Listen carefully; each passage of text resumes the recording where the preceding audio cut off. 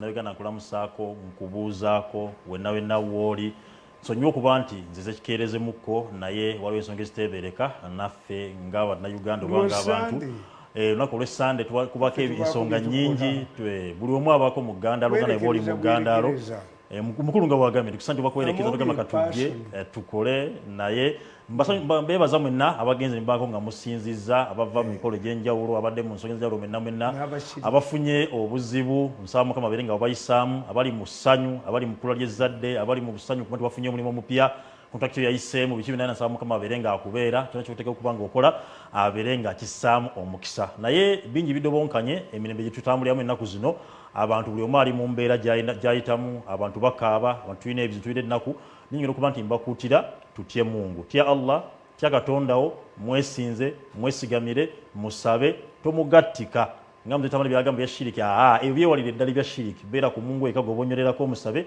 gavuga ng'oyita mu mbeera tali nkataga emanya programu embuga n'okuna mutabani yatuuse dda mutabani w'omugenzi wa na mama Amoni n'amatovu maama nsaba Mungu abeere nga akunyiga ebiwundu ayongere okuba nga akuwa obulamu obulungi n'obuwangaazi osobole okuba nga okyabeera okuba nti otwadvisinga amagezi g'otuwa kamte omukulu abeere nga atandika sigenda kuba nti mbalusa olunaku lwali okubanga ensonga gye tugenda tuwogerako embuga ekola ku nsonga za Munnayuganda ebiri mu abantu gwe naagala okuba nti olina ensonga gy'owulira nti mutuufu ekugijiija nabate ngamba nti ennamba osobola okupeza ka message ku nnamba eri 0701 379861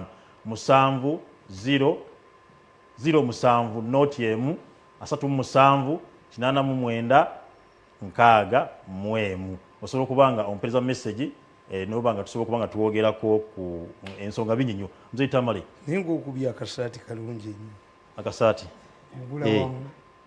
wayi nange olwo yangamba tulinganga bagula wamu obusaati naye na animal print leero wayambadde naye sikutegeera kugamba obusaati buno buyina we buli mu famire yaffe omukyala abutunda naye ng'okyali ku busaati nze Tamale ndi munyiivu amasuuti nze Tamale tonzija ku mulamwa ndi munyiivu okugenda okunyirira tulagawa wali wa Bulenda Beauty World ennaku zino baasibawo bwabaddewo egundi leero nange mutuufu nebaza Salimi Jobera Kalivu bakayikoze bulungi bamesaginze ku mutwe makindi awo otereera gitawe makindi awo wajjoyo. Let me tell you, it is because your economy is poor. Before you go to the economy, mzee Tamale, ndi munyivu. Waya mwayi munyivu, n'okuza amazaalibwa ne Tamale Junior, didn't even invite me. Nze sibikiririzaamu. Bakwambushinze. Abaana bo bantu wapinze. Bakutemuka speed. Waliwo mutaano wange omukulu Padde. Ayina ekifo kyawe. Nono Junior bakolagana nnyo ne pastor. Sagandi waliwo pastor. Bangambye jangu tunyumyemu. Nasanze abantu abali awo. Nga kitalo bantu bawezi. Nga wayitirivu. Okay. Era nasanyuse nnyo. Abaana bange balina emikwano mingi. Okay. Kiro ekituufu munnaye kubanga abantu babaagala. People appreciate our family. Yes. Very good. Omulimo gwenkoze mu byobufuzi tuyita sphinx. Waliwo omuntu alina okuteekayo omugongo gwe ne bagukuba ensi neetereera nga Museveni bwe yakola. Kakati ate nze kyembayambyeko bulamu nti tewakyali accident, abakazi tebakyafa nga bazaala, abantu tebakyafa nnyo mu malwaliro, tewali yali asobola kikola, tewali yali asobola kuba guruupu eno very powerful. Ate oba nakakati tewali mawulire gakikubako. Ekyo kyo kyagaana. I'm watching their meeting now. Baina meeting. They have a meeting, they are preparing it because the case commences on Wednesday. This week, coming Wednesday? Yes. This meeting is started at around 10. Mbambalaba wano. Era kibadde kitukoze bubi. Waliwo omukadde wange abadde amaze okulagira abaana muntereko programu bandabe. They are watching me. Yes. Machine zange zibalaba. But they are now humble people. Abana be bakikoze. Abana mbebaza mwenna abaganda bange bali mwakoze. Ali mwana nkankubuulira. Ekirungi okuba nti musanyukiramu ne muzeeyi. Jjajjange Rajabu. Era mu muzikiti. Yakulyanga okusaasaanya amawulire. ndajja bukimuli era bamuwa kukusaasanyaki kakati nayina kojja wange era ali mwabo Museveni bayita abawejjere akabiina ke yatambula nako ke yali nako mu Gombe yali muwandiisi w'amawulire ng'abeera nakasera awo nga mugezi Dr. Samula bamuyitanga Dr. Samula nga mugezi nnyo very brilliant young man era yafiira mu accident naye banga sheeke yali amwazisa emmotoka ya Volkswagen yali gundi yali myufu oyo pulezidenti omu gwayogera naye kibazo yajje basigala bakolagana kale sooka olabe Zubairi Bakari wali omumanyi was known to him abo Museveni bye yali nabo Zubairi Bakari ayina omwana yeyagala Samola naye kojja wange yali afudde tazadde mwana mulenzi namuga gwe Zubairi Bakari omwana oyo ogenda omutuuma Samula kakati kojja bwe yafa n'alikyusa nti Samola tawuli oluyimba lwe bayimba kana akasawo kenkutte ngenda ntinda kulaba ku Saamu gwe nalondayo nze gwe ndisanga ne Saamu ng'amuzanyisa tuli kubagana poliisi yere. That was my uncle. Yeyayimba kayimba ako. Naye we nalabira era bonna yabayoolayo baganda ba. Samula yategeera okusoma veryali. Baazimbayo n'essomero abalabu baasigala bakyamuwandikira amabaluwa. Naye brother wange n'abaddamu nti munnammwe yafa. Yali azimbye essomero. Nagulayo. Naye nagulayo essomero lye nditambuza. Yalirekawo mu myaka gya 60. Naye yajjanga ewaka. Kodomi we ye mukafiiri. Ye nga yeesigalira mu mmotoka ye naye ng'ayagala nnyo maama nnyo. Oyo kojja bamumanyi. Abasiraamu yabeeranga nakaserawo ng'avuga vesi. Ng'ayina reasoning capacity ng'awandiika ne mu mawulire. Yawandikanga mu Uganda eyogera. So some of these things are inherited. Bijja bigoba kasa. Mwina jiini gye mubeera nayo. Ejje ekola ki? Ebatambuliramu. Ejje batambuliramu. Nti kala abaana bakoze ne bantega. Nageze okutuuka mu ng'ensi ekwatiri. Ng'abantu bajjudde. Bakojja Kimbowa. Waliwo Kyusi. Bajjo. Bonna nga bali awo. Bawe omusajja oyo n'ababaddewo mu bifo ebirala. When you talk about Mirundi, I've worked for this country. Teri muntu wano mu Uganda yali asobola kugaana miliyoni ya $. Amulani gye yali ampa. Kizibu nnyo. Amulani ali Pakistan bamusiba. Lwaki? Was convicted on my recorded tapes. Yesooka okugula organize one. Balina okutunda ebweru na one. Kakati omukyayina najja. Omukyayina ng'agula. Era n'abagamba nti bane mwogere n'omusajja oyo. Ako kamwenda kagenda omumaani ne kagenda mu bakyayina ne kabbayo ssente. Nze nagaana okulya sente zaabwe. The media in Uganda was paid 10 billion not to kuba babagamba balooya baabwe ti stop local activism nagaana. Ne babagamba muleete etteeka mu parliament eriregulayizinga organism nga kye bazanyirako kiri kimu nti for us wente twakola ebintu ebyo kubanga tewaaliwo tteeka. Naye mbabuuza ekintu kimu, if the question is legality in China is illegal, why do we find the Chinese here coming here? Why do we Pakistanis coming here? The difference is that bali babitwala balamu mwebyammwe babikulamu oli balamu gyonna ku byakatambi. Dokita Wawuya nani Weeyomba nga bali mu meeting nakakwata 5 years ago. They are watching me. I captured Wawuya and Weeyomba 5 years ago with the chairman in college N. Wawuya na pleading nagamba omusajja byompitidde munange sibimanyi biki. You can make a pharmacy. You can have a factory of yours. But I hear this man Mirundi is talking about it. Mirundi will be sorted out within a very short time. That's why nagana okukolagana nabo. Chairman yagamba this man must go to his home and rest. Wrote. Not even resting, but wrote. They did not have any future for me. Okay. Abaganda tukugamba nti ofundanga n'endi kuzaaya naye ndi kutta abamubi nnyo. These people believed that I should go home and wrote. And wrote. That's why I've created a puzzle for them, not to talk to them. Okay. Kati bagenda kutemba. Beserekitinzeemu. I was watching their meeting. They were also watching me. Nti ani agenda on Wednesday the case commences. Somebody went to the president and came and reported. And I think yabawa legal gundi. But you people, if the president can pay for your legal services, why don't you pay me? Mbunja genda kneeling before you. Me, to kneel before you. Me, an arrogant man like you. You don't like need. me. Kubanga banja vuwaziza nnyo. Buli muntu yenna. Buli mungendo omukulu.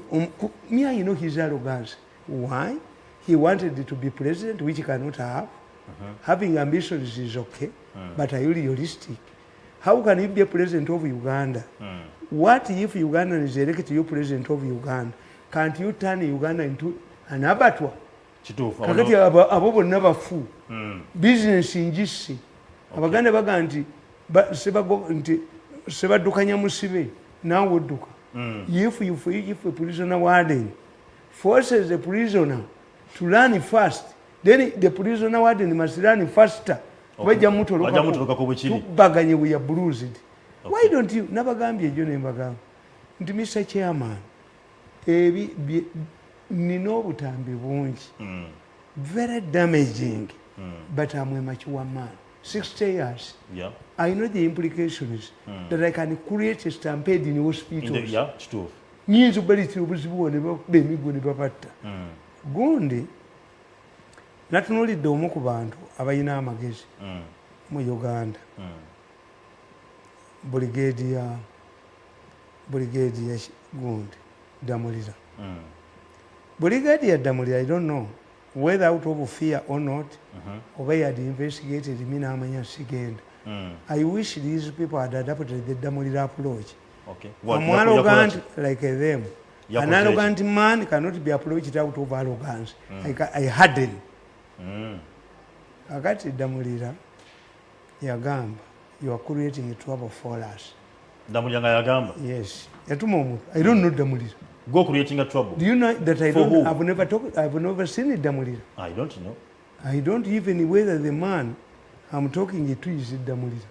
But he sent a person I know for a long time. Why? He was close to Kayihura. Okay. So they sent me someone and said, you are creating a trouble for us. For who? Because the president listens to your programs. Yes. You are saying that it is not you, ADF, is we people. I said yes. Kunsonga y'abantu abadde bafa. Abatta abantu. Ne muga Damulira, if you are the real Damulira, come and I give you recordings, 3 recordings. My argument is ADF is exaggerated. Bakisusa ekyandikomye. Yes. ADF is taking advantage of the confusion in the security forces. Nabagamba, ADF was hired okukuba Kichwamba. Yali intention yayo. Waliwo yabateekamu omusingi. Nembagamba nti anybody agenda akebera olunaku lwe bakuba Kichwamba, whether there was no meeting of division commanders in Kampala. Basooka kutuula. Bakinoonyi. Yali division commander. Yali Lieutenant General Angina. The moment Angina left bakuba Kichwamba, Angina was put on Katebe for how many years? It took the intervention of Wakapabulu. 2, where is the former principal of Kichwamba? Is in the Public Service Commission. To tell you that I traced. In my book, The Rise of Terrorism in Uganda, I detail you. kuba nze mbadde active for a long time. Yes. Ne mbagamba Damolira, send somebody you trust. I'll give you 3 recordings only sample. Because if we tuwagala okumanya oba emmwanyi nkalu tetuyiwa kutiya bafumita mubufumi sample. I'm going to give you 3 samples. Kenkuwadde kabadde kagamba ki? Kowulidde Katumba Wamala gabateekateeka okulumba Jana Katumba Wamala kabadde kagamba ki? Kabalina kumujja omusajja. Owuliddemu Allahu Akbar. Tembadde wadde. Owuliddemu tembadde wadde. Allah ekigambo Allah tembadde wadde. Inshallah. Ate nga n'abadde boogera temuli wadde. Nabumuwadde namuwadde obutambi obwo. Nemugaa ate tolimba Museveni abuyina. Tomulimba. Naye okuva ne babututte bwe mbakubira essimu tebaanokola. Kuba nze ne buuga nti si butuufu nga mbukuba. If you deny nga nkiza mu public. By the way nkawuliriza bulungi. Nga bateekateeka olukwe. Akatumba Wamala tokawuliriza. Ne bamubala walina okutambula engeri gy'atambulamu. Abamukuuma naye mutuufu edduniya. Naye Mzee Tamale. Yes, okibanga bwekityo bwe kiri era nbyo byatutandikira olwaleero. Baletse okuba ne bakyusa ekintu kinene ne bakizza kati ku basiraamu. Tuna muganda ffe eyabugenze ewa administrator general we had agenze okulaba nti agopopularize letters of administration naye atuuse nga abantu bayingira ofisi bonna naye bakuba nti yabadde ayambadde enkofiira ayina ensawo bamuyisiza mu ngeri endala nnyo bamukyuzekyuzaawo kati ensonga ezze ku busiraamu si busiraamu. Lwaki kikyuse? Lwaki ensonga eno? Nalabye ne Sheikh Nakibinge, Dr. Nakibinge ng'ayogera. You used to use our names. Yes. Salimu Saleh, Sheikh Kasimu, President bwe baamuyitanga ani. If Obote had turned against the Muslims, mwali badde muti. You see, nabagamba nti Kenya waliyo omusajja nga bamuyita Mbuyi Koinange. Koinange yali agala okufuga Kenya at all costs. Naye ng'ali close ne Kenyatta. Yamuttisa buli muntu yenna. We are lucky, we have a reasoning person, we have a good president, we have a Omuyekera president, we have a person who can investigate. Nze yalizise nga teepu ntu yepusikano. Naye baliko asa omutwe sirikasonyo. Ewaffe nasaba death penalty. Baliko yoola obutoone ne babusala ne jirita. There are things that we are not forgiven. Kakati mulimu, you are fighting over a battle, succession battle, nascent. Why? When they wanted to remove somebody from government, from a job, baba bagala goba Inspector General of Police, Kayihura, batekawo murders. Kayihura aremeddwa. Yes. Emundu zaabwe zonna ez'obusajjasajja obw'amawulire obusiru ne boolekera Kayihura. Navao. Why? Why was Besigye insisting that he will not participate in future elections unless the Electoral Commission is changed? Once something is appointed, an institution, when you do not have influence at all, make sure that it is dissolved. Or wait, if his term of office expires, and slot in your own people. Electoral Commission base yali ayagalako ekintu eki bagiyiwe asobole okuteekamu ababe. Kakati Museveni baamuziga nti Museveni tayinza kukkiriza Inspector General wa poliisi nga n'amawulire gamukuba Kayihura. Nembaga nti Kayihura si kyekizibu kyammwe kubanga ebigere byo biba biwunya n'ojjamu stokes era ekivundu osigala nakyo. When Kayihura left, did we have peace? Era kawogumiga bayogera kakyaliwo. Yes. Kati ennaku zino obadde bukuba gino omukambwe nga kano kalina gwe kaagala kakuba mbukedde kakuba bujje n'omukambwe alya nnumba. Ayo je n'omukambwe alya nnumba alya njuki anywa supu wa njuki. To plant him in police. Fortunately, Museveni does not operate on these things. Ayina byagoberera. Kati je n'omukambwe mawulire yabulamu. Je n'omukambwe alya nnumba. Talina wawulikira kati. kakati otegeera Ochola has survived. Why? Ochola does not touch money. Bakola amagezi gaabwe. By the time Kayihura left, a quarter of the police force was composed of soldiers. What improvement did they do? Police was militarized. Ekiwonyeza Ochola butapa. Bobo kabe bayina okubeera ewali ssente bokka. Doesn't he get a salary? Mumuguza ebizimbe nga mbigula ku salary yamu. Doesn't he get, which salary are you talking about? Bayina obujozi mu mitwe. Obujozi obwo obusuma. Naloganse bibi bakuba. Nti somebody must be a servant, must be a hunting dog. Mumu kama wino okufuna ssente. Bakuba. Paka lebakubulizayo. Museveni cannot accept. Nti amawulire gonna gakuba nti Kayihura ye mubi. Omanyi nti Kayihura baali bamuvunanye a personal case. Eriwa. Bamutwala Makindi ali n'omulamuzi n'afa. Omulamuzi yali yesimbye mu Kayihura yafa. Naye n'afa. Bamukozesa ne bamusuula. Bolumala okujoga ne badduka ne ssente zaabwe linda Kisaka. Oyo Kisaka? Dereka KCCA. Bali mu dduka kaligende wa Nakimwero. Anti bamuyita Kisaka. Kuwalo lwaligende wa Nakimwero. Bano beesigika. Kakati nkugamba. Mbadi tewalabye Mbadi. Muti Mbadi yayise amagye n'ayita ki n'ayomba nnyo. I've never seen, I saw Mbadi when he was ADC of the president. Emmotoka bwe yaluma president baaleeta Mbadi senior man n'abeera ADC. Lunaku lumu bombooza nga Bakaliba Mukasa akakiiko ka presidency ka parliament kali kazze okulaba president. Kaakati nga abayindi balina olunaku lwabwe kwe bakubira bino bidu ne bitandika saawa ng'emu. President yakata nate ya Museveni. President yali yakata mubuuza nga Bakaliba Mukasa ireme Bakaliba Mukasa. Bitandika okududuma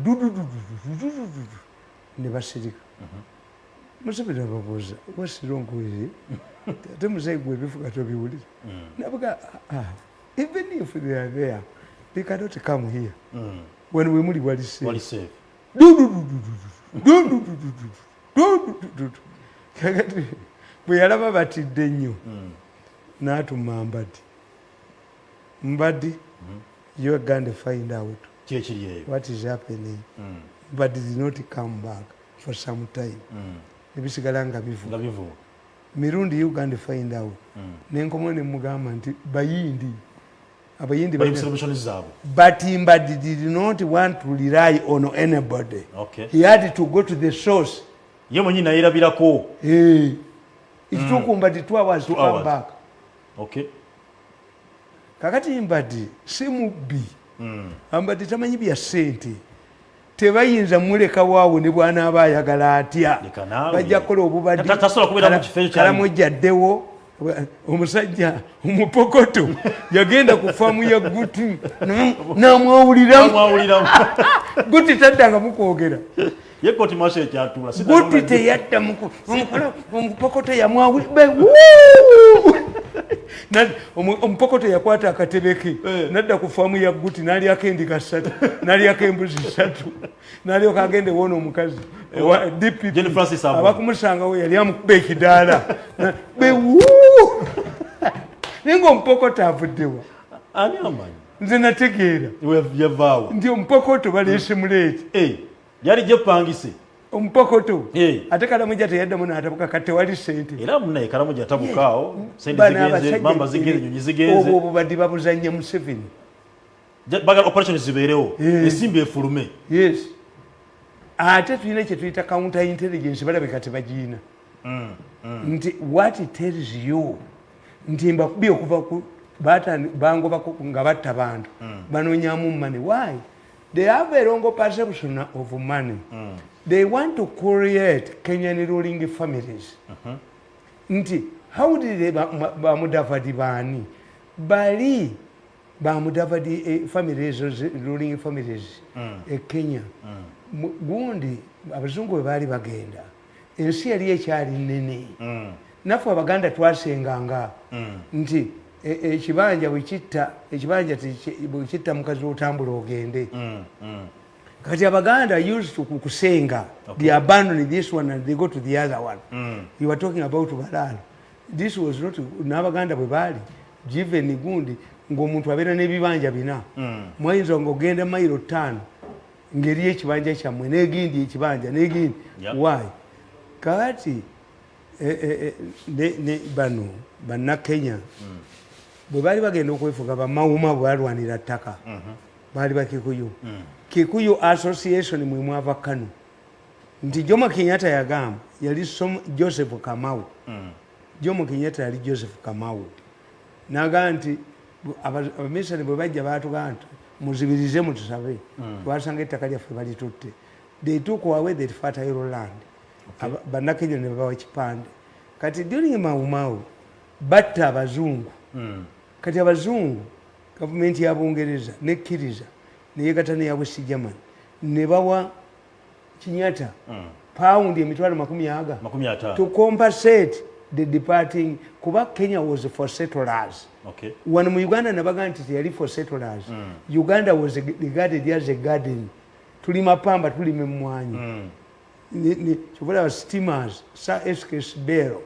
But we got progressive governors. Yeah. On ndabi mu new vision yasiba mutesa na mutwala.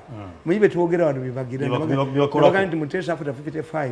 Yakomaonga wa amanyi nnyo the reign of terror kabaka wa Buganda tatekebwako ki whatever we talk here they can investigate bano abava mu family enjavu bo balowooza ti they can get oba president bwetagisa sente nyingi how much money does Museveni give people Museveni committees as what sentiment ero so mutwalo gumu nabagamba nti if money can work in Nigeria Obasanjo has a lot of money and influence Obasanjo yawandika ebitabo bisatu volumes zisatu Obasanjo a soldier Obasanjo the liberator Obasanjo the savior era kuba Obasanjo muteeka ku ttaka baagula mukazi we the Obasanjo ayino ate basoma ebitabo waliwo ekitabo ekiyitibwa the Obasanjo ayino mukazi we yakiwandika namukuba namumalawo ayagala nnyo abakazi ali buluto yankubanga ndi lubuto okumanya Obasanjo musajja 1964 Obasanjo commanded soldiers abajje Congo nga basero okuva Nigeria that man has lived longer yes kakati wano bo balowooza nti sente zezikola tukola tutya sente ne babba buli wamu sente z'amasannyalaze miliyoni 4 ebya dola Museveni byaleeta babyeyambisa kuwamba parliament bazibba ne bazimalawo naye nga Kitutu yazibba ayina ewaabwe ekintu ne banoonya omuvuka bamuyita Lubwama this muganda maani nze namuwonya ne mutwale weerifu 3 motoka nebibatta abaali bamugoba nga Museveni amuwadde ne special forces nembuuza gundi Lutwama are you fighting for your father's problem? Leave them to steal their money. Baleke bali bagenda. Baleke babi, bali bakwata, bali bayola. Kitutu ayina akanakamu. N'omuti Kitutu talina muti. Yagamba bawe bamuvumye. N'akozesa akulo. N'ayola abantu. Yali abaleeta. Ba! Ekisajja kye yali atumyeyo ne kifiira mu ate bali eddogo baali balikoledde akulo yennyini. Singa entwe eri mu kabbuli. Wewana n'eddogo. Nkubuulira. These people in pursuance of money, service delivery. In pursuance of money, organs, even Idi Amin, did not kill for commercial. Bana mwe muswaziza nnyo Museveni. Nti ba dokita baffe wawuya weyomba who are living by on Wednesday. Mwe bali mu meeting abandaba. How will it appear? Nti Uganda eno. Mwe muli abattira abalwadde mu ddwaliro ababasawo nga n'omuntu gwavumirira ennyo eyatta abantu teyasikolako kano akatambula kati kano aikana nali sigenda kutta ddabu gwaliwo nnyo ogenda you give me ekyo a person who has been spokesperson of the president for 14 years mwadama ndi office noyinza okutta simanyi kantwala musimanyi mu media noyinza bakasajja gwe noyinza bintu eyo njase muzeta tukomeo issue gena general cannot become a parliamentary commander gena kwanjulidde eyokuba nti eno issue evudde kubya ADF yes sajudi tajifuraga ate ejiza kubasira anti nkugambye the issue is not Muslims yes buli kintu kibaako ekikola ki tibo bakikwata bano abaana victims and why are Muslims victims 1848 Ahmed bin Ibrahim yajja mu Uganda 1848 his effort was straight Muteesa yasoma Quran ey'Oluswayiri bwe batuuka omusala omukomola mugita mutya tayiri yagaana yagamba kawaka wa Buganda tayiwa musayi munsi eventually Muteesa did not become weyafiira yagamba nakugamba nti yayita ow'Abakatuliki nayita ow'Abakristaayo n'ababuuza nti buli omwazzi ne Katonda wa Isirayiri mu mwajja 77 bano 79 Katonda wa Isirayiri lwaki temuyina weewammwe oweewammwe aliwo Omungereza n'amugamba ssebo oweewaffe Omukatuliki n'amugamba abo baakutuka kuffe n'Omukristaayo n'amugamba nti abo Abafalansa gye baava n'Obwakabaka tebuliyo batta kabaka waabwe naye ffe tulina kwini mukazi oyinza n'omumuwasa Teesa nanga leka kunjerega naawe musajja gwe muzungu gwe nange neebalira teri muzungu owa-Bungereza nti afumbirwe nze kakati owa-Bangereza n'amugamba zimba ensiisira ezi otuteekemu bameka babiri buli omu muteekemu ye omwokeremu anaavaamu nga mulamu nga yewa eddiini entuufu Omukatuliki n'atya n'agamba nti waaya Abangereza bayinza okuba nga bazuula olugoye olukola ki oluyita mu muliro n'agamba Muteesa nti oyo alimba ayagala ffe mbyotwoke tufe amawanga ge waffe gakkube Muteesa n'agamba nti eddiini eyammwe ennemye by the time Muteesa dies he was a pagan yali ezzeeyo mu ddiini yaki this is why Katikkiro gwe yalekawo Mukasa yali musamizi ye yakwata Mwanga natta abasomi bayitanga eddiini engenyi ti egenda kakati obusiraamu bwe bwajja wano bwajjira ku busuubuzi in fact what it is people don't know where singa bali abaana tibanire mwesabotage ye mu economical ajatu nkubali ndo mutwe mulenzi nawe ina privilege tewali eja kunjoga ku bulenzi obwo nabula banga bwambale engatto za lumu nga bunyo olumu mweberegere kunze ani yalienda bikonga ndi mwavu mawulire I've always been a smart man ne kusomera nayambalanga masuuti kusomera bampitanga omwana wa sene at the age of 2 nga bantwala kusomera my father had a bakery bantu abana nga bankaye nyo kuntwala kusomera I've never been humiliated in life nalinjo buko kubete ntako kano kikasinga obubi ninja kaba kubira nja kuba biro bakabete ntwe. Let's come back to our story. Kakati nkugamba nti bwe balaba abasiraamu abasooka bawasa abakazi bangi bana ne bazaala abaana bangi era the quarrel over who should slaughter animals has been coming and going nga bagala lwaki bakristian tetusala nte toyinza kusala nte ng'olina omukazi omu ng'olina obwana bubiri omusiraamu alina abaana okulya mu busiraamu practisiamu n'okugabula yes kakati enkwafu gisale tusale ente bbiri omulokola asale n'omusiraamu asale tulabe esooka okuggwawo kituufu ate mu kusala ente okwo Katonda yakola ekintu omanyi nti mulimu omukinjaaji alina akawoowo n'atalina kituufu kale kavaawo kakati abasiraamu abo bwe basuubola badominatinga commerce. In fact, let me tell you, the British advised the Anglicans in Uganda to cooperate closely with the Muslims. Why? They were told these people, as you control politics, they will control commerce. The Catholics are civil servants. I'm telling you. At Obote yakwati ya Muganda wa Deacon Nichoni, ayingire mu Busiramu alete namu. To control Muslims. Okay. Because they are controlling the commerce. Ben Chiwanuka bamukubira ki ku Basiramu. Sikyaka kati. No. Yes. Ben Chiwanuka bamukubira ki ku Ben Chiwanuka. Ben Chiwanuka bamugamba Abasiramu balita kiwandiiko kyabwe nti twagala mu constitution ya 62 bateekemu nti abasiraamu ffe tunaasalanga ebisolo. Ben n'abaga nti obwo bulombolombo bwammwe tukiteeka mu constitution n'embizi muzisale bo bajja mu kigambo ekyo kimu kyokka. omuntu yekka omusiraamu owa DP yali Mbogo ate Mbogo si wa wano si Muganda obadde okimanyi Sheikh Mbogo si Muganda lekana si Muganda ate Sheikh Mukongo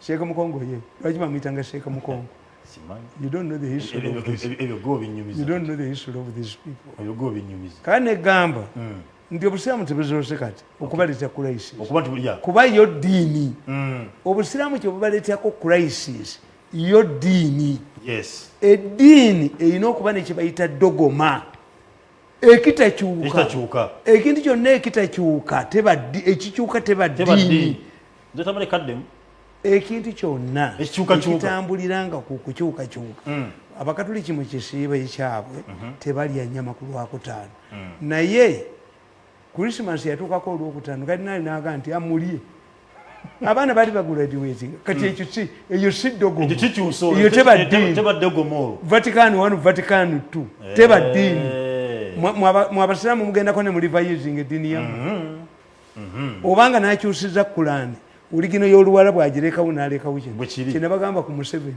nti statement ya Museveni yakoze ku vaccination esigalewo naye n'abakyusa bakoleki awenda musaayi ssente buli TV ne sikaliisa nono munne bwe banyaga buli wamu wonna buli kasente ne bakabba Museveni naka radio komukyalo ajabuuze bagiire Museveni ajayita omusajja yali permanent secretary waago buli ka radio komukyalo konna Museveni kamubanja kasokoliisa ajjayo omutwe simanyi Buganda simanyi Uganda broadcasting ani nga ziwedde kituufu kakati ngamba ti abasiraamu balina dogoma teri kukyusakyusa tebakyusa division no eddiini yonna must have oyogera mazima dogoma kasolaba eddiini ekyuka flexibility that's not religion two obusiraamu bwasomesa nnyo okuva lw'okutuka ku kitanda nejja nabajogera but because Christians we believe nti Jesus yava mu ggulu but his explanation and conduct were contradictory. Jesus alina okujjako okuga nti mu nnyumba ya kitange mulimu ebisenge bingi does he explain eggulu singa eggulu lyaliyo ng'eddala mu Christianity eggulu ddungi yazuukiza omwana wa Namwandu n'azuukiza Laazaalo gwe bayinza okujja mu ndongo okomewo ku nsi even Lazarus did not explain heaven. Lazarus bwe nsoma mu bitabo by'Abayudaaya Lazarus yatambulanga atala yayogeranga ananaagira ng'obwana bumuzanyirako ku kyalo. I read these Jews books otherwise in the Bible gundi waliwo omusajja amubuuza nti ogenda mu ggulu nkola ki nti kino nakino nakino guli mu ggulu heaven starts here and now kakati oba baagikyusa oba baagikola batya but Jesus has scant information about heaven. He does not describe heaven. Kakati ate obusiraamu bunnyonnyola detailed. Yes, why? Jesus, the difference between Christianity and Islam, myaka 622. Two, you believe, unlike a Catholic Christians, mwetemukiza dini ya mwejiteesako kugibujungulula. Nti Rushdi yagenda n'awandiika ekitabo nti Satanic verses nti Nabi Muhammad verses waliwo gundi yazimuleetera yaliwa ali. Naye Christianity bagizanya mu film. There is a film, the sex Jesus, the sex side of Jesus. Nti Yesu yawasa. Tebamunoonya. Rushdi ani amumanyi. Jirani yamuteekako $1,000,000 aga. Omusajja n'aga nti gobadde tonaziteekawo nga ffe ekitabo Satanic verses waliwo yali akasomyeko wano. Lwaki? Islam protects its leader. Yes. Kakati bw'oba yana ekintu kyoyagala okukozesa omuntu omala kukistadinga. Tikale tukize this one Museveni used Kasimu's name because Amen could not kill a Muslim. But why did the Saleh, Shabani Bantaliza and others mix with the wound? Genda Libya kujayo sente. Byali byamfuna. Anti basulanga mu hoteli. Gaddafi nga alabwa. So they wanted to identify. But even if nga Muslimu kuga monseza abasiramu teri gundi sharia nti sharia aleta order mu nsi batema mukono mukiri ugasobanyaze mukono nabaga nti omusajja gundi ono Modi katikiro wa Buyindi musajja mukambwe okumanya oyo musajja mutemu battira omuwala omuyindi omuhindu mu train bamurepinga ne bamutta n'asuspecting nti abasiraamu be bamusse yamobilizing abahindu ne bagenda ku kyalo ky'abasiraamu ne batta 300 ne bamubulakalisting America ludda nga tagenda Modi bamuzaala Gujulati n'agenda waabwe Gujulati n'abagamba siri musajja musiraamu ne buli abba ssente ze Gujulati ntema mukono Gujulati developed sikuwa kumulonda ajja kube Congress party dini kutema chi mukono okuba muyinja kuba mubbi musanyi ba mubbi naye bana abali wana abeegiriisa continent kakati sharia era finally kyembadde baga nti eddiini y'obusiraamu ereeta crisis ya Sheikh Kakungulu Badru azaala ono bwe yali agenda okusoma bagamba nti bamutwale Zanzibar kuba ne baga nti Kakungulu bamubba Kakungulu yali badde kalifa tuyina sultan tuyina amir tuyina kalifa bitegeeza kyanjawulo kalifa ow'e Sokoto ayina ekitundu kye n'abantu be naye si yafuga Nigeria ye kalifa w'e Sokoto this one now is a general yava mu magye n'alitayalinga n'agendedde Sokoto Caliphate era okumanya kalifa w'e Sokoto ayina amaanyi yavumira gundi mu muzikiti Abacha nga yasigaddewo yekka Hassan Abacha yamujja mu muzikiti n'emikalabano ensi neega nti kati ono asigalidde Allah era bamutta busa Abacha yakwata ku kalifa w'e Sokoto kakati Kakungulu baba mugenda omutwala okusoma waliwo crisis the Muslims wanted him to go to Zanzibar but abanubbi baali bakolaganye ne kabaka wa sultani we Zanzibar bawamba obwakabaka babuwe Nuhu Mbogo n'agaana Luma n'esaculatinga kakati Luma bw'esaculatinga nti abanubbi baagala kuwamba obwakabaka manyina bagana nti abanubbi be bayiya Walagi abanubbi be bayiya Walagi ng'ava mu muwogo bakuba emmundu okwekutula yes kakati abazungu bagenda okukeberanga abanubbi si bazibu bagenda okuleeta pathologist wano okukebera abanubbi nga balina kye bawuliraba nti Walagi kyava mu kigambo wojini lya lutalo wojini banubbi be bakola Walagi mu muwogo kakati abazungu be bategeera nti sultani we Zanzibar abadde akolaganye n'abanubbi okuwamba obwakabaka bateekeko Nuhu Mbogo ne bakwata akasajja nga bakayita mu Linnyabigo owulirayo mu Kirinyabigo owulirayo wano ng'ekawanda kaali kasajja kampi bwe kati nga kalinga bebi ne kagenda kwokya enkambi y'abanubbi kawalampa kakati kagenda kwokya ensiisira z'abanubbi bo badduka nako balowooza nti kaana kato kabaka n'akawa ettaka kayikya enkambi y'abanubbi kabaka n'akawa ettaka okwebaza omulimu gwekakoze mu Kirinyabigo akuba kayita mu Linnyabigo kabaka yakawa ettaka kwokya nkambi y'abanubbi nga era omunubbi takolagana Muganda babalyamu olukwe bayogera olukwe nti baagala okukolagabwevaawo agati Abaganda nga batuula nga bagande bw'agenda e Zanzibar mukijjukira sultani we Zanzibar yali asazeewo akolagana n'abanubbi bateekeko Nuhu Mbogo tajja genda Zanzibar muganye colonial government eganye tiye tajja genda wa agenda kujjayo obusiramu bwa Nalukalala kati agende Ekatumu tajja kugendayo naye agenda kujjayo obusiramu bwa Nalukalala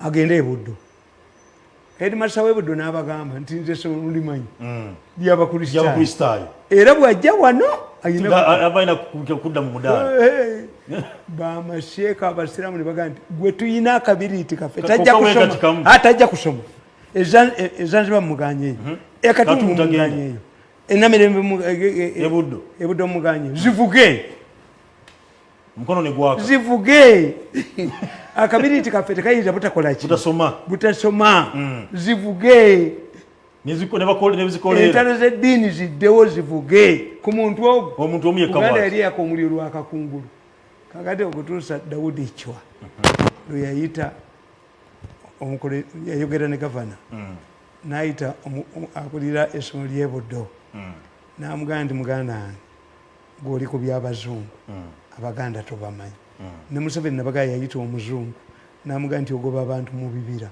naye mu myaka 7 temwakolawo ki temwakolawo democracy ya ddomu bw'obanga tonnagoba bantu inform us the political activists kakati nga batuula one ezanzibar tuganye ekatumu tuganye tusigalizawa Buddo King's College mwimuva abagenda okufuga eggwanga kakati abantu ekyo nakyo mbadde tumanyi nti oba okimanyi Kakungulu ne Beni Kiwanuka bannyabwe bebamu bannabbeere Kakungulu ne Beni Kiwanuka balina Oluganda kibula ono omwana ono dokita yasomera Kisubi they don't some history these are not accident era ye Kakungulu yaganira Kakungulu yagana Obote kyovula Obote yateekawo naamu ekube community eya Kakungulu balina Oluganda baali bannabbeere era kyo Kakungulu yagenda n'abagamba nti abange ddala mukkirize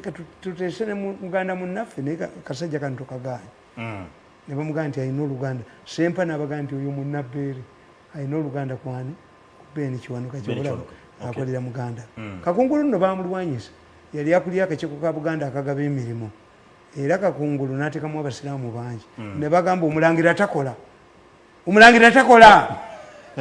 nga basempa bamugoba emmere n'alemerawo tu Kakungulu yawonya abakatuliki okuswala atya anti nga abakristaayo balwanyisa abakatuliki bakwata Archbishop Joseph Kiwanuka nga abavumirira okukola kabaka yekka ne bamugulako omusango okwagalamuka omusajja omusango baguwa musajja musiraamu omulamuzi musajja n'alumiriza mu kkooti ti nagoberera mukazi wange kagere ku kagere n'ayingira mu lubiri lwa kibisopo n'ennyimira ku ddiisa n'ennumika nga disika eri mu nnyumba evuga ng'eri ku mbaga yes the court moved to the Archbishop's place n'omusajja to know whether the man could release here what was happening kyali munda kakati kye baakola Kakungulu n'agamba omulamuzi omusiraamu ti ebyo byabakristaayo bano bakuba mukatuliki munnaabwe naye nga Archbishop Kiwanuka gwe baagala badeflokinge is the first Archbishop of the Catholic Church south of the Sahara era papa bwe yalimu obwakibishop yamugamba gwe mugulanda era kagalanda wa Africa on your performance kwetugenda kutambulira oba aba Africa basobola eddiini ne bamuteekako omusango okukwata ki omukazi kyobala Kiwanuka yabakyawanye n'abaleeta ekyo ekifaananyi ekitunuddewa mu lubiri yabakyawanye Kiwanuka yabakyawanye n'abakolimira gyosoma akatabo kange the divine curse kikolimo be uyo musajja ekyali akolimidde Mengo tesobola kuteere teri mukatuliki kyobula mayigapo mwiko mufere bufere teri mukatuliki agenda yaleka agubye aganya abakatuliki ogenda Mengo ono yo mufere bufere kakati era buli mukatuliki agenze Mengo aboneddeyo is a curse Archbishop Kiwanuka yagana abakatuliki ogenda Mengo this one has lasted long because he's a mufere, he's working money for them kakati omulamuzi omusiraamu bwe baatuuka munda tebaayogera kintu why didn't they say anything Kakungulu had directed this man don't embarrass the Catholic these ones are fighting their political parties we cannot be used as Muslims kale gwokimanyi ti omulamuzi baguwa musiraamu naye manyi nti obukiiko bw'okulonda bonna obaddeko basiraamu because why it is perceived that the battle is between Catholics and Anglicans and therefore an arbiter is a Muslim butuba tugenze mu kalulu batebera between Anglican nani ne Catholic. Yes. Kati alina okuba nti abeera wakati awo. Bwe balonda akakiiko aka constitution tebateekako musiraamu. Nimuzita muri kyogereko. Njuba teyateekako musiraamu. Abakuli abajja babeera ku kiiko. They had to appoint 2 Muslims, Medical Gwa and Kasujja. Yes. Kuba tekali complete. Why? A Muslim is not there. Basi bwe bagikola teyalimu musiraamu. Yaliko ekitabo waggulu ekiringa Bible. Bwe bakola basi ey'okubiri revived basi. Omusiraamu agiri mu dirisa kigongo.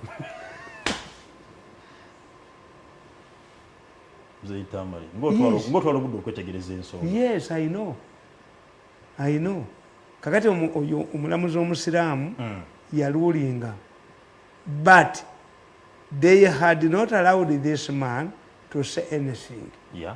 Because the distance the man was talking about, he could easily say timwogedde kino. Bwe baatuuka munda mu ddiro lya kibisho baasirika busiri babuuza omusajja tiwawulirirawa nti wano ku ddirisa kakati nga whatever is said inside abayina okukiwulira. So what the Muslim chief magistrate did, I think it was a judge or a magistrate, did nakola ki na tebayogera kigambo kyonna. Kati bwe baafuluma ne bamubuuza nti twogedde ki nti gwe mulamuzi gw'omubuuzizza ddala bwayagalamuko omusajja. They had not said anything. So Kakungulu saved the Archbishop. Era Mutesa bwe yalagira bakwate Ssebayigga yagala bakwate Kiwanuka yafulumya statement nti okukola kibira kya Kabaka is sheer nonsense. N'atambula n'agenda. Kakati Mutesa n'ayagala amukwate teyamusangawo. Yasangawo Ssebayigga.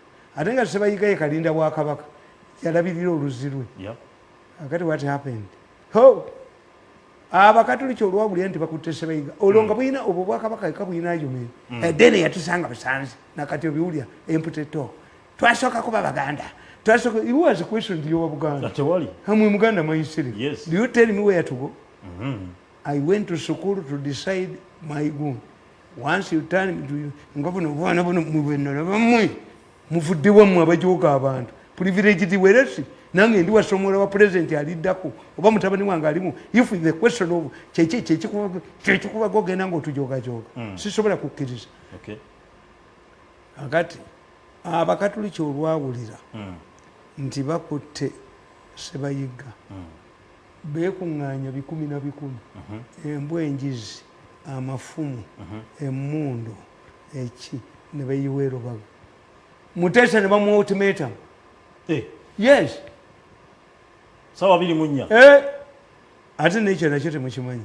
Kalinaali Nsubuga yali musiraamu. Katono nnyo. Tova ku TV katukomewo ne obadde kimanyi nti Kalinaali Nsubuga nga YouTube aba Facebook mbebaza ddala abali mutala w'amayanja abali bafanda abali Somalia mbebaza okuba nti mubeera kamutulaba mwenna abali musono zonna abitudde eggwanga lyonna mbebaza wamu n'okuba nyongera okubanga mpa amawulire abannasembabule banabukomansi mawulire agesanyu nti omukulu gwe mbadde akaseera nga mumbuuza Salim Kisekka namuzudde musajja waali mulamu talina buzibu lwakubanga yanafumika eggwanga yafunamu ekirwadde ekyamugwira awo n'agendako e Nairobi okuba nti ajjanjabibwa naye nga nayogeddeko naye waali akyali mulamu era agenda kubadde gyakwa tutamu okuba nga tumulabako inshallah tumusabiremu ng'abeere nga amusuusa asobole okuba nga akomawo wamu n'okuba nga nyongera okuba nsaasira haja ekipiima tovu akabenje ke yagwako naye nga tusaba Mukama abeere nga amusuusa amugye ebiwundu abeere nga addawo okuba nti akalema emirimu gye bigeso biva erimu bwe tuyitamu era nga byo bino kubanga bibirawo ye Matovu mmanyi nnyo.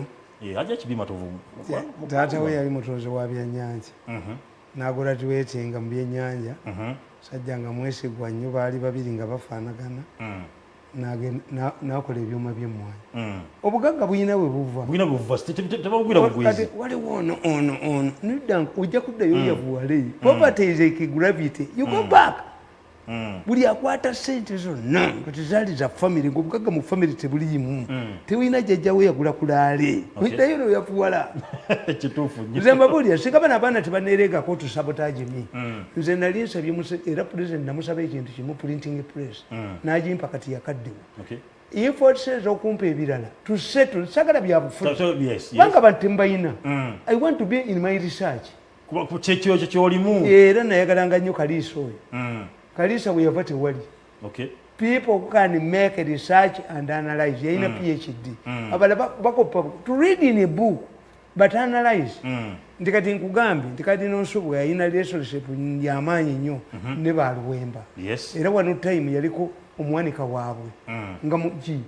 Kandi nonsubu ga parents be bali basiramu. He is born in yazalibwa Gindi. Bayitawo batekampungu. Okay. Bava mu area yemu ne Cardinal Wamala. The two cardinals come from almost the same place. The same place. Kamagwa and Kampungwa bebimu. Okay. We wamu. But if you ask many Catholics about this, how did he manage to ring Kakunguru? Kakunguru yabulia Mutesa. Nti abakatoliki bali e Rubaga. Bwotata sebayiga bagenda kukuba. Mutesa n'ata sebayiga yali atamidde. Okay. N'ata sebayiga. Naye abakatoliki beekalakaasa mu Kampala. Kakati nkugamba. Even at the international level, people strive to accommodate Muslims. That's why we have revival churches. Yes. Abalokole bali radical okusinga kubana. Kubanga once a system overstays in power, it develops inertia. Nti bano babujingo abalokole bo revival bebajeye abana abato. Kakati ate mu Busiraamu omuzungu takkiriza nti revival y'omuzungu akiyita fundamentalism. Yes.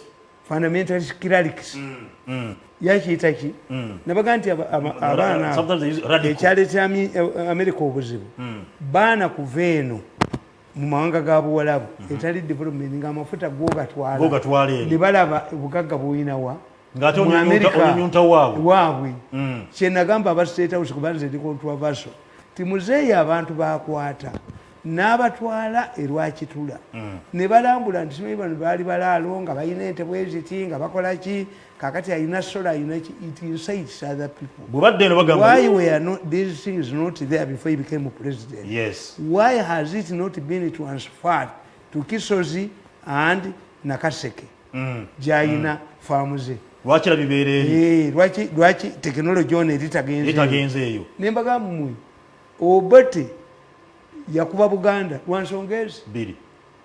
Obote bwe yatambulanga ne Muteesa nga Abaganda Muteesa bw'amala okuyitawo nga bajjawo emikeeka gyabwe togirinyako Grace ibingira n'agamba Obote, why do you mind? These are Baganda, this is their king. You also invite Muteesa nawe babijjewo Muteesa ewammwe anaaba w'amaanyi. Muteesa donated his salary to Karamoja because at that time at independence we used to say, shall we wait Karamoja to develop? But did the Karamoja give the Karamajongo celebrated this? It was a sign of insult. Yeah. Muteesa was not getting a salary. He donated it to Karamoja, but there was no KDA at that time. Okay. How did the money reach Karamoja? Abakaramoja baagana. Tibali kiri organizing. Yeah. Nebagamba nti mu 60s constitution we yagamba nti buli tribe erete kabaka mwe munaavanga ki ne Muteesa naga tujja bakiriza nga bakabaka ate nti Muteesa yekireete ekyokukolako kabaka Zigundi association abateeso baagaana we are all men kati olwokuba sente baleeta emolimoli abakiga ne baleeta Lutakirwa Bikangaga yali abasinze okusoma so nkugamba nti abasiraamu ne brotherhood yaabwe tesangibwa walala bakusanga mwekerezi ekiroba mu kanisa nga weebase bakubanga mubbi omusiraamu tasula muzikiti bulungi nnyo era bamala lugendo nebudde ne bunkwata ekanisa ogisulamu ngenda bugenze wali muzikiti kerezi ogisulamu simanyi genda e Rwanda the strongest religion until the Pope appointed a cardinal there who is 35 years old and because of Rwanda's involvement in Central Africa Papa bwe yagenda mu Central Africa ng'alabye bali abasamba bannalukalala misa agiyimbira mu muzikiti. Yes.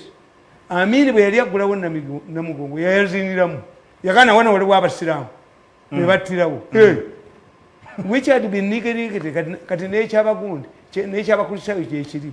By the time bo baali tebamanyi the Catholic Church eyagala okulaga nti Nyerere omutuukirivu Beni Kiwanuka omutuukirivu. Why?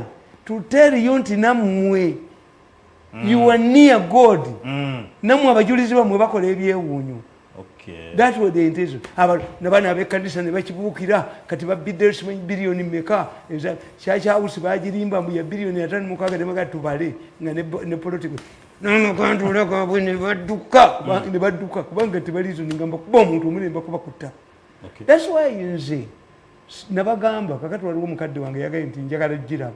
Why don't you convince these people to give me my man and I can't settle?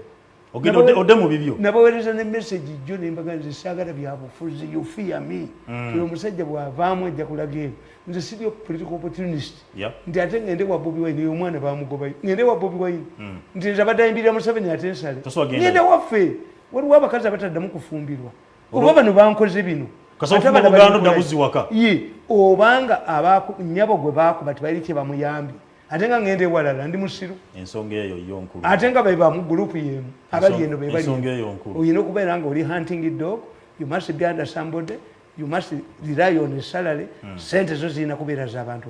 That's why Museveni is attacked. Who are you to touch money?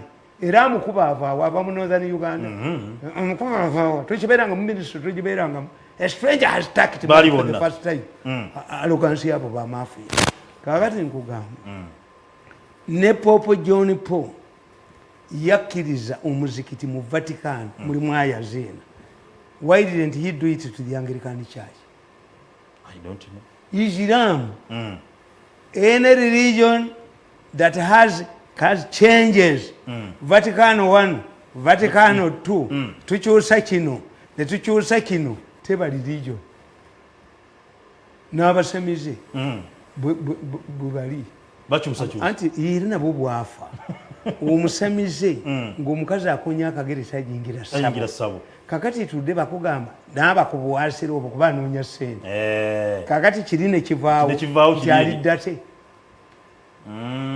yes toyinza kugamba nti mu busamize ono ayina ddungu n'ono ayina ddungu n'ono ayina ddungu tekiriiyo mu busamize temulimu generalization mulimu aloga tavumula mulimu agaba emisango aloga mulimu agaba enzaalo speciality tosobola kubanga okola byonna tosobola tibiriiyo feke bannayuganda muve ku bintu ebyo nzayita amalaba feke ebina bya bulimba muveeko mulekere okuddibwa ndiko muwanga kani muwanga kubanga obeera possessed naye kani muwanga be on different people at the same time abasamizi balina speciality nti oyo aloga misango ye speciality ono mugabi wa nzaalo naye ng'omusamize tayinza gamba omukazi nti eddagala ndikuteeka nze ku payipu how lwaki tamugamba gye nebba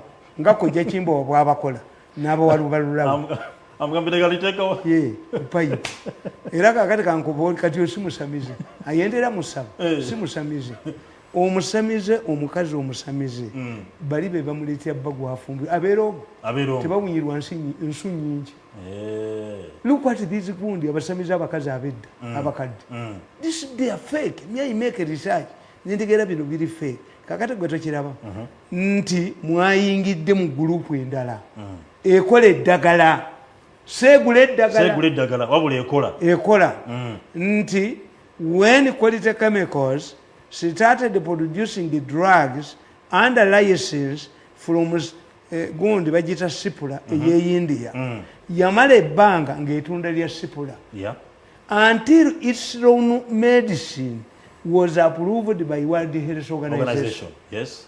Kakati if Uganda egenda kukola eddagala which must be approved by World Health Organization, a drug cannot be expensive. A drug must be cheap. Yes. To be cheap, it must be approved. Kati chira wa mwegomogerako must undergo the same process. The same process because you are producers of drugs. Okay. Si mumbwa. Ne mumbwa eyo gimulaba ili eddagala Uganda herbs. These people have taken advantage of the history of research by our ancestors. Yeah. Nti ba ancestors batunulanga emiti. Nibategeera nti ewali taaba mmene baganda bafuwa emmindi. Taaba talaba ku musota. Taaba talaba ku poison. Awali taaba tewa omusota. Omusota tegusobola kubeerawo. Taaba abaganda kubeera mu nyumba okufuuwa taaba okukola ekyokukola n'abo abalunzi b'ente to chase away snakes. Two, kasodira omwana anyuna engalo takaaba engalo ekuŋŋaanya amasavu amalusu. So the brain works because something is inside. Bw'oba ogaba omusayi bakwasa kati a smoke of a mind oba a smoker of a cigarette reasons his brain is moving. Oyinza okuloota omusoto ekiro nogera ku makya nga bodeyo eyiyo olutiko. It is there, the snake is there. Bode tefa yonna yesigala ekola egulaba. Kakati mwe mwayingidde mu science akola ki? Emmese mujjagula n'emitwale eza $1 million. Mukyasaaga cheapu. Mwayingidde aba Nigeria nga yagala okukola ebyamagezi yakwata sente ze mu 75 ne gundi bwe yakola gundi Nkuruma yakwata sente za Ghana eziri mu golodi zonna to liberate African countries, which was not bad. Nyerere used all of the resources to liberate frontline states, Bali. But how special is the ambassador of Tanzania to South Africa? Yakolera bwerere. Kakati nkugamba nti aba Nigeria bayagala okuyingira mu bizungirizi ne baleeta abasajja abakulu kyabulira mu banka nga bakitadde mu biliyoni ya $. Ne batulira tekikyadda nti ate kikyadda ati kikyadda. Kakati ko bw'ogula emmotoka ng'oli mwavu n'etomera bw'etaba mu insurance ako kamwenda kagendamu nengitomeza nekagenda nga katolotooma mu ddwaliro kagitomezezza. Mukwano gwaffe David Cornell enkya olunaku lw'Emmande agenda MPG ewa registrar okulaba nti bakola yasaba decision y'okuba nti basaba stay ensonga zonna tebayinza okugendayo gwali gutandisa okusigibwa emiti gitemebwa badda ekyakuba nti gesitwa atukwasa okuba asalawo nti stay beerawo then ku lwokubiri ate babeere nga baddayo okuba nti basaba revision bali mu maaso g'omulamuzi njagala akatabo kange kakyaganya okufuluma kubanga these days ndi ku resources family yange the judge when the judge becomes a thief omusajja oyo the judgment by a British lawyer guiding putting ngakulaga simanyi nti abalamuzi bagifuna musajja kuba judiciary ya Uganda naye nange mwenye nagifuna eri nemwe kyembabuulira these judges bajja kutuleetera obuzibu. Imagine basajja balaba, as I read it to you the other time, was compensated in money. By that time, the reason was that basajja balaba had received more than he would be paid. Yes. Nenkuga nti enguzi would not be calculated. Ne bagoba Saida Bumba ne Kiddu Makubuya, Minister of Finance and Justice, ne Attorney General, because they had given basajja balama more money. The person who wrote the letter, Kabasi, was not sacked, was promoted from State House to a minister, which was naked and fair. Kati today, the question is no longer that basajja balaba got much money.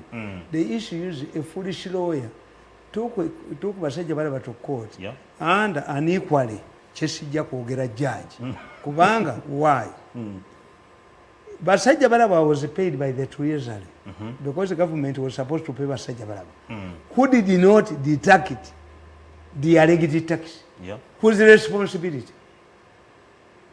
Do you believe check evuddeyo buli omu alina tini namba lwaki sente z'abasajja balaba tebazisalako musolo? What if basajja balaba had died? What if basajja balaba had invested in a bad ventures nga takyalina sente? How can a judge say mbu azisasule? And it is not an initiative of Uganda Revenue Authority. It has not risen from an audit report by the Auditor General. The judge was unfair. No, because it's a you want a fit to be a judge. Let me tell you. I'm quoting the Misange Ebiri. General Parts, you were a billion mukaaga mu UCB nga talina moja yija atadde ne bamutwala mu kooti asasule.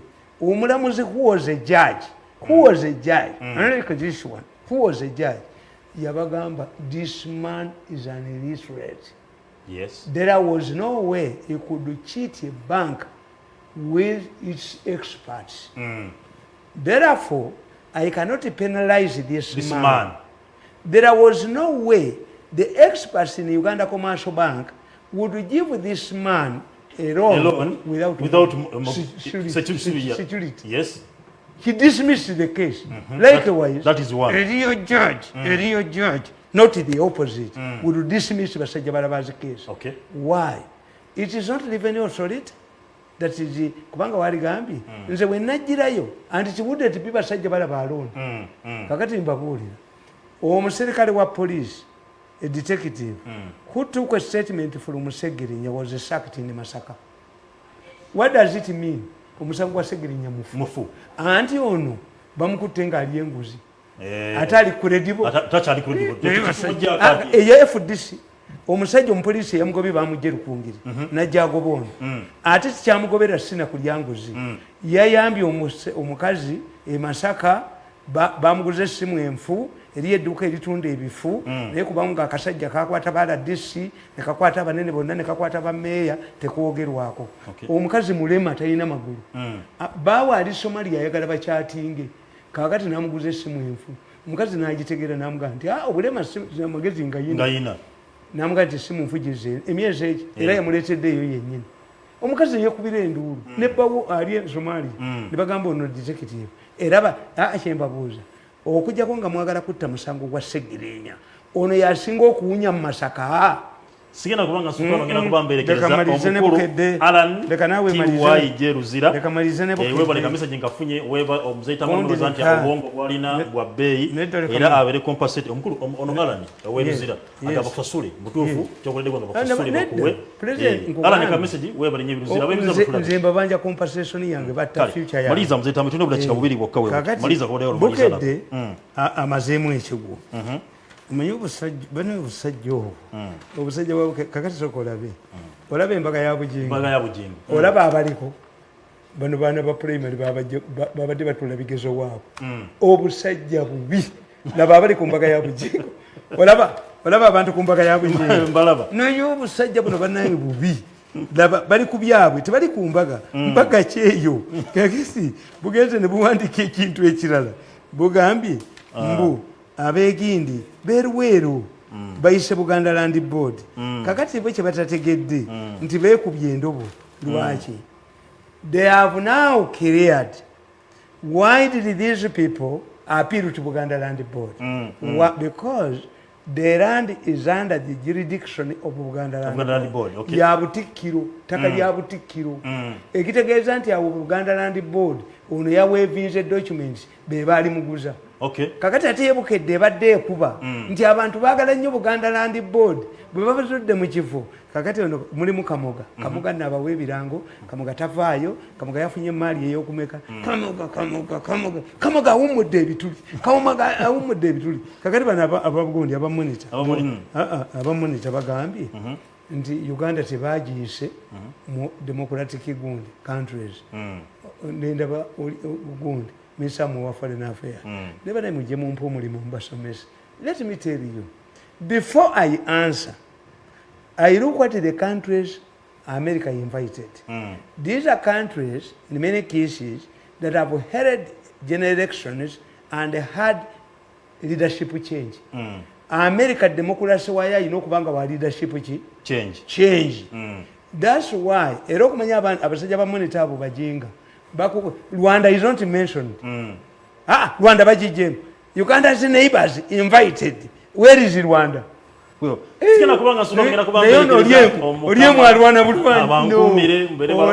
would have said this is their conference. They have the criteria of inviting their own people. We are not invited yet. But Uganda has hosted two American presidents when Uganda was democratic.